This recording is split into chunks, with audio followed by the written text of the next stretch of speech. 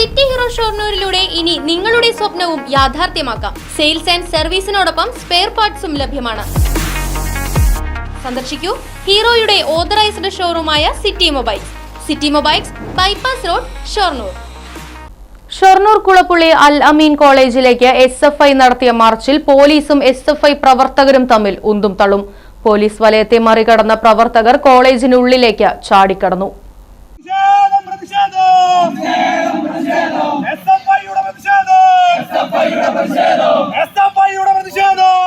D zone കലോത്സവത്തിനിടെ ഉണ്ടായ സംഘർഷത്തിൽ SFI നേതാക്കൾക്ക് പരിക്കേറ്റ സംഭവത്തിൽ പ്രതിഷേധിച്ച് കഴിഞ്ഞ ദിവസം കാലിക്കറ്റ് സർവകലാശാലയ്ക്ക് കീഴിലെ കോളേജുകളിൽ SFI പഠിപ്പുമുടക്ക് സമരം പ്രഖ്യാപിച്ചിരുന്നു.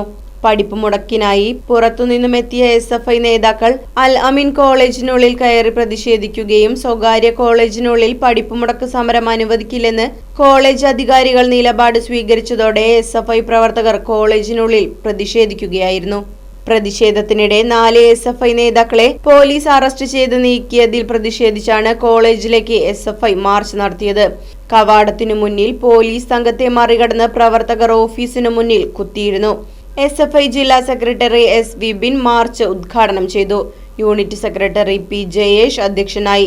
ജില്ലാ പ്രസിഡന്റ് അഭിഷേക്, സെക്രട്ടേറിയറ്റ് അംഗങ്ങളായ മുഹമ്മദ് ഷാദുലി, അഫ്സൽ, മുഹമ്മദ് മുസ്തഫ, സന്ദീപ്, ഒറ്റപ്പാലം ഏരിയ പ്രസിഡന്റ് അബു ഫാസിൽ തുടങ്ങിയവർ നേതൃത്വം നൽകി.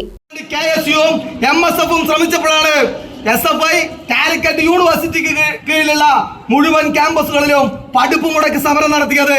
അത് പ്രതീകാത്മകമായിട്ടുള്ള സമരമാണ്. ഇവർ വിദ്യാർത്ഥികളോട് കാണിക്കുന്നത് എന്താണ് എന്ന് തിരിച്ചറിയുന്നതിന് വേണ്ടിയിട്ടുള്ള പ്രതീകാത്മക സമരം നടത്തി. അങ്ങനെ സമരം നടത്തിയപ്പോ ജില്ലക്കകത്തെ എല്ലാ ക്യാമ്പസുകളിലേക്കും SFIക്കാർ കടന്നു ചെന്നു.